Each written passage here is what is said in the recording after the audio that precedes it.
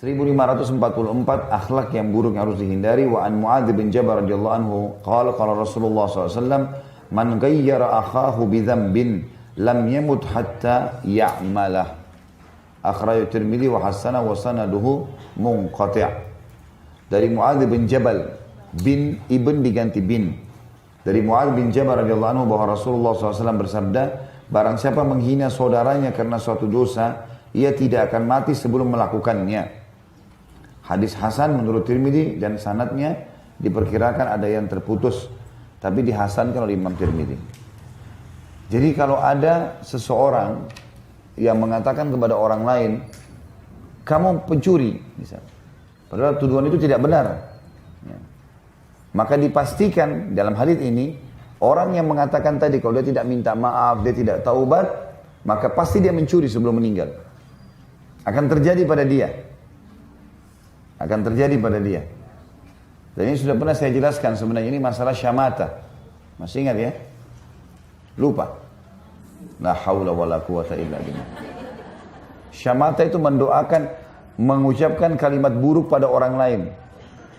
Yang pernah saya sampaikan, Umar bin Khattab bilang kalau seorang wanita hamil lewat depan saya, lalu saya bilang, perutnya besar ya, saya takut Allah membuat saya hamil.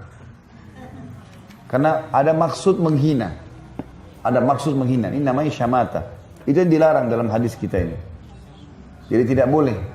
Sampai dalam Islam pun kita kalau berhadapan sama musuh di medan perang, kita nggak boleh syamata. Nggak boleh kita anggap remeh. Menganggap remeh nggak boleh. Sampai Nabi SAW berdoa, dan jauhkanlah aku ya Allah dari syamatatil a'da. Dari penganggap remehan terhadap musuh. Karena menganggap remeh mereka, dosa kita kepada Allah membuat mereka bisa menang. Jadi jangan pernah menganggap remeh orang lain, menjatuhkan orang lain. Kalau kita lagi naik mobil, mobil kita baru, di sebelah kita ada mobil tua, syaitan bisikin, tuh mobilnya orang buruk sekali ya, tua lah apa segala. A'udzubillahi minasyaitonirrajim. Kita ganti dengan kalimat yang baik. Kita mengatakan, ya Allah, mudahkan dia untuk mengganti mobil baru.